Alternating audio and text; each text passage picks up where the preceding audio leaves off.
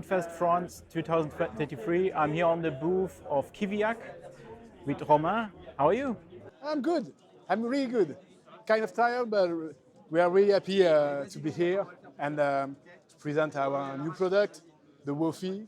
So we are very proud of this You have product. introduced the WOFI WOFI? a bit more, let's say, more quietly, because it's not the big rush. It's not for a kickstart or so. You introduce it to the public, and then you shared always new. We need to maybe we need to explain what is WOFI. So WOFI is a keyboard sampler, small factor. The goal when we start to work on this machine was to produce a small factor sampler with one button, one function. Very simple, very easy. And we need to, you can use emulation of old sampler, old classic sampler, like Japanese 12 bits, 8 bits. So you can use it. We have one envelope that you can assign on the filter, on the amp, or both. We have one digital filter. You can change 12 dB per octave or 24 dB. And we have one LFO that you can assign on any parameters you want. We have a step sequencer, a 16-step sequencer. I will show you if you're interested. And we have the texture. So the text. How long are you working on this project? We work on this product since the last 3 years. We start on 2020. It was not a full-time job at the beginning. That's why it took a long time, but it was a big project. So it took a long time. But in our genre, most people are going for a new synthesizer. You decide to go for a sampler. Yes, because as a user, I was using a lot of vintage sampler like Akai or Casio SK1, and I really like this form factor with an integrated microphone, and you can record directly like on the SK1. And I was using my SK1 on my modular, and I said, maybe it could be interesting to offer a new kind of SK1, like small factor, recording, HP that works on battery, but with a more modern version where you can choose the mode of emulation, and with the texturer, we have a granular effect. It's between a shimmer and a granular synthesis. Would you describe it as a granular sampler? No, it's more shimmer. It's more a sampler plus a granular effect. Yes, it's a sampler plus a granular effect. So it's not a pure granular sampler. Yeah? No. Like a Tasty Chips or so. No, it's not the same. It's not the same thing. It's a granular effects on top of a regular sampler, and on the sampler we have some kind of lo-fi effects. You can add some glitch, some stretch. We have worked with IRCAM for the time stretching and pitch shifting algorithm because they had a very interesting algorithm named Super VP, and we have integrated this algorithm in the machine.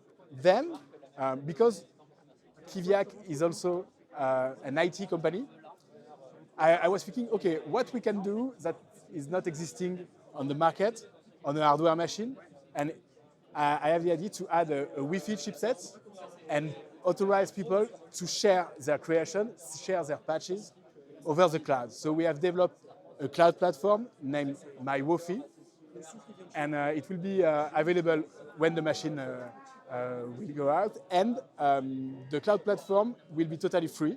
So no subscription. So taking out the pressure of the people. Yeah, no subscription. It's totally free. And in the community version, you can share your patches and you can access the community shared patches. And then maybe we will add some content, like premium content, but it will be one-shot buying. It will no subscription.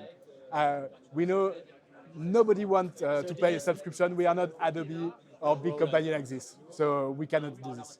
So the unit is also usable without the cloud. Yes. So and the goal with the cloud is just to add more fun and permit also to make some backups of your work, and you will have an unlimited storage on the cloud. That means the cloud now you could not only you could save your samples on it, but also presets on. Yes, you can save everything. You can save one preset on the WOFI is a sample plus all the parameters, including the sequence. Okay. So and then on the menu you can edit and you can change the sample. Okay? It's not the final version of the firmware. The ergonomic will be different, but in the menu it will be very simple with very graphical menu, like for the MIDI routing, for example. You can choose to route the MIDI in to the MIDI USB, so you can use it as a through box, and you can choose what you want. Same thing for CV. You can add the parameter you want on the CV in, out, the gate, and it will be very easy, very graphical. And same thing for the clock. You have internal clock, you can use MIDI DIN, MIDI USB, and the analog sync clock too. And it's very easy to use. You just click and you change the clock. So it will be very, very simple to use. Now this functionality with the cloud. Could you also access the cloud from the unit, or is it really you need to have a computer? No, you can use it totally from the unit, but we will have a web interface. If you want to access from the web, it's okay. We will have a mobile version too, and you can use it totally from the machine. You don't have to have a computer. So there's a Wi-Fi module inside. There is a Wi-Fi module inside, and with this button, the Wi-Fi button here, you can shut down the Wi-Fi, because we know some people are very concerned by their privacy. So a machine with a microphone and Wi-Fi, sometimes people are not very comfortable with it. So you can turn it off. Just clicking this button, you will have a message, and that's all. And talking about the engine, so you have one sample or multi-sample? No, it's not multi-sample for now. You have only one sample, and you can assign it to the whole keyboard. It's more like a synthesizer based on sample. It works like a virtual analog, but based on sample instead of oscillator. So yes, one layer, or? Yes, only one layer, one sample, quick and easy. But you can spread it to the entire key range. Yes, yes, for sure. And you can record it directly with the microphone. So now if I want to make a record, I just have to click on it. So, and I can use it. So it works very easily, and you can save it very quickly. You just have to click on save, and you can use it. It's very, very easy. Talking about space inside, so we have 100 megabytes of space. It could sound very small, but to be honest, we use very short samples. So with 100 megabytes, it's more than 200 space. Is it compression? No, we don't have any compression. It's PCM. It's 16-bit, 48 kilohertz. We don't use any compression. But we use very short sample. That's why. So what is the maximum of sampling time? 18 minutes. So it is quite enough for making also longer sounds or longer drones? Yeah, because we use very short sample, and with the envelope and the texturer, you don't have to use.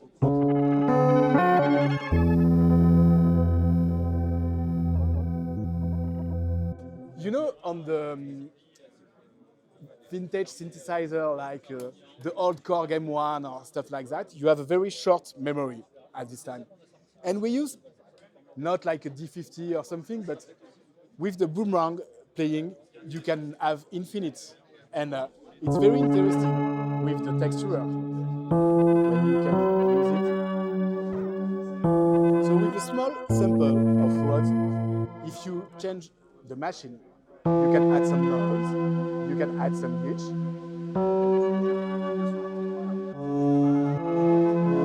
And makes them very interesting. Same thing with your voice. I sample my voice, and when you pitch very low, it could be very interesting.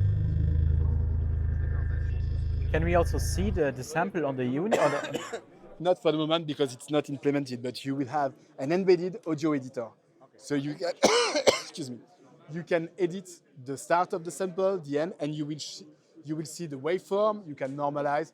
Very simple but efficient audio editor in the machine. So the sample goes, you have the sample, you can manipulate it in different ways. Yes. And then you can assign the sample on any other sample, and all the samples are stored. So you have record 1, record 2, and you have versioning on the preset. We have implemented a kind of Git. So we have versioning on the preset, and you can revert. If you change this version but you prefer the previous one, you can revert to the previous one. Can we maybe talk also a bit about about the sampling? There are different models inside. Yes, we have different models. So we have the clean, the shiny, very simple, and then we have like 12 bits Japanese vintage, Akai, but on the final machine. The name will not be in the machine. And we have Yamaha VSS30, we have Casio, vintage, and you can edit your own machine in it. So we have made some stupid machine named Trash Free with a lot of distortion, and it's very funny. So these machines are basically emulations of the sampler. It works like a bit crusher. So you choose the resolution, you choose the sampling frequency, and you can tweak small parameters like 5 parameters, and you can have something really interesting. And the goal is not to be very realistic, but more to add some fun. And from there it goes then in the filter, right? Yes. So you have the synoptic here if you want to see how it works. So it works like this. All the signal flow is like this. So at the end, we have the granular texturer after the voice merging. So we have 10 voice polyphony, and the granular is after that. Same thing for the aftertouch. So we have aftertouch. So you can choose to what parameter you want to configure the aftertouch. You can choose it. For now, we have chosen the pitch, but you can choose any parameter you want. Same thing for the LFO, you can choose. And on the filter side, you are decided for a specific filter, or you are for? No, it's our own filter. The only thing you can choose, it's a digital filter, but the model is not based on any. Or any recreation from the past? No. No, it's you can choose 12 dB or 24 dB, and you have the resonance, the cutoff, and the amount of envelope. And maybe what is also interesting to hear is that for the people watching this video, you had help from Monsieur. Fred. Yes, we work with Fred from Fred Lab, Frédéric Mélin, and he was the main engineer on the machine from the beginning. And now we have our own team, but Fred is still working with us. But he designed the most part of the hardware and all the audio engine. He was working on it. So now we have a team of people directly at Kiviak, but at this time, at the beginning, we work with Fred. Let's talk also a bit about the internal effects. There's the texturizer, which is basically a granular. Yeah, I can show you if you want, if you're interested. So the texturer, you can choose mono or stereo, and you have 4 main parameters. You have the chaos. So the chaos is the parameter where you decide in what order the grains are re-injected. Like with 0 chaos, it's first in, first out, and with chaos, you are more randomness. Then you have the density, it's the amount of grain you re-inject. You have the size of the grain, and you have the depth. Depth is kind of dry weight. So here we can choose the size of the grains, the depth, and the density. And I think you try to really focus on the interface, that it's not too much menu diving. Oh yes, it's one button, one function. You can do some deep diving if you want, but the goal is to have one button, one function. So also for the granular. Yes, but we have some kind of hidden function. When you click on Shift and button, we have some kind of hidden function, but you can use the machine just using the button. And there's also modulation with an LFO, and you have 3 ADSR envelopes or more? We have one envelope that you can assign on the filter, on the amp, or both. Okay. And the LFO, we have one LFO. You can choose the waveform, intensity, rate, and you can sync it to the sequence, to the internal clock or external clock for the LFOs. Or you can use freely. So when it's free, it's in megahertz, and when it's synchronized, it's in BPM. And we have also the sequencer. And the sequencer, I can show you with a regular like analog synth sound. And the sequencer, you have to click on edit, choose the note mode. Okay, so I put a sequence. We have a tap tempo, so I can change the tempo. So we have a tap tempo, you can choose the tempo here, you can choose the division. And you can automate some parameters. But the sequence is mono. The sequencer is monophonic for now, and you can also see a piano roll, but it's in development. So you can choose here with the notes or here with the piano roll. For now it's monophonic, but it will change maybe in the future. So you can transpose like a regular sequencer, and you can play on top. So basically you have a second layer. Yes, you have a second layer, so you can play on top. And you can choose the starting point of the sequencer and the ending point. So you can make some line.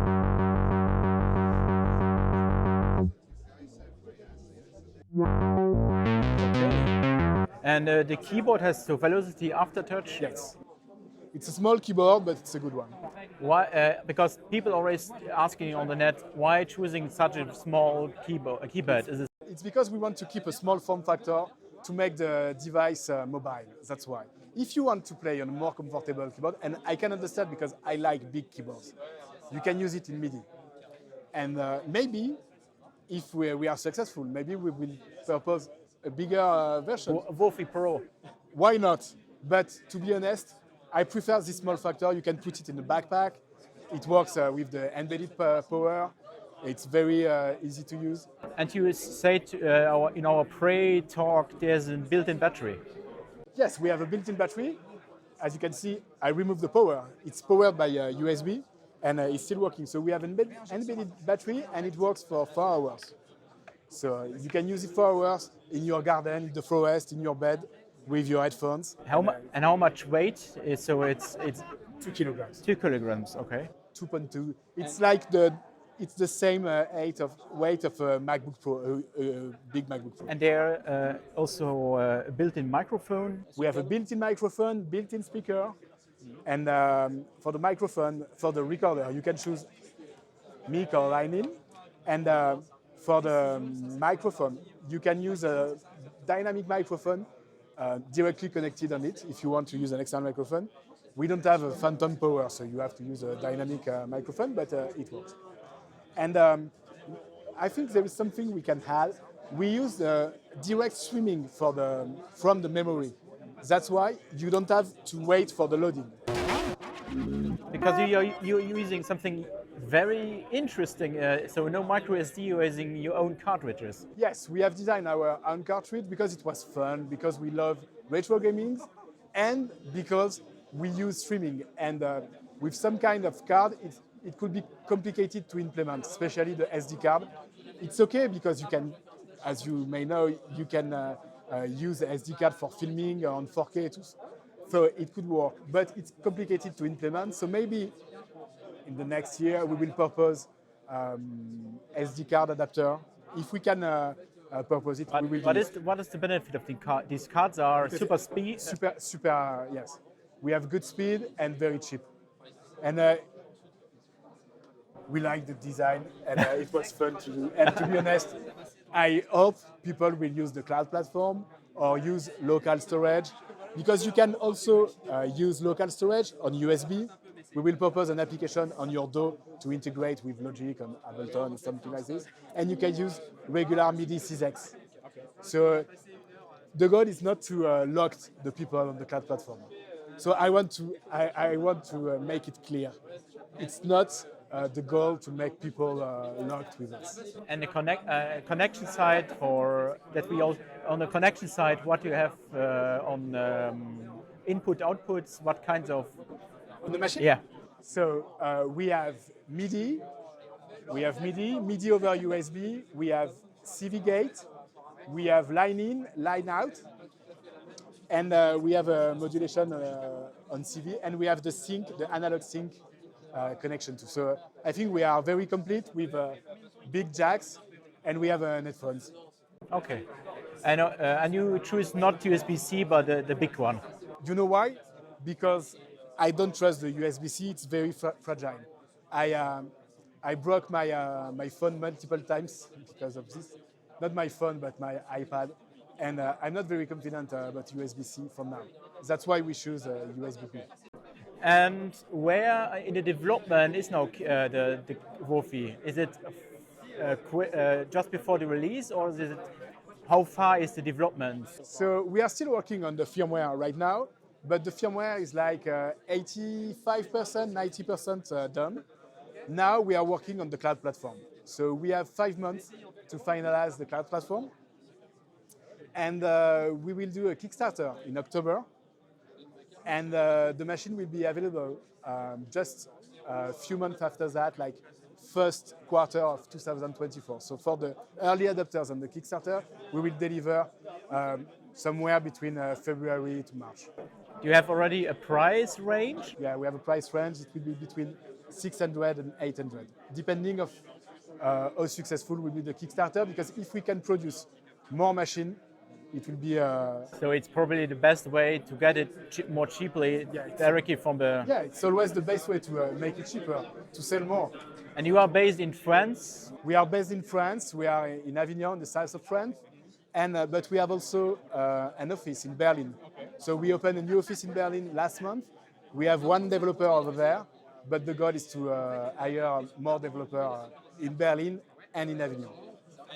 And we will open a US office too, maybe during the next summer 24. Okay, that sounds very interesting. Thank you. I think the design is pretty cool, and I really love it that it's not a menu jungle. Yes.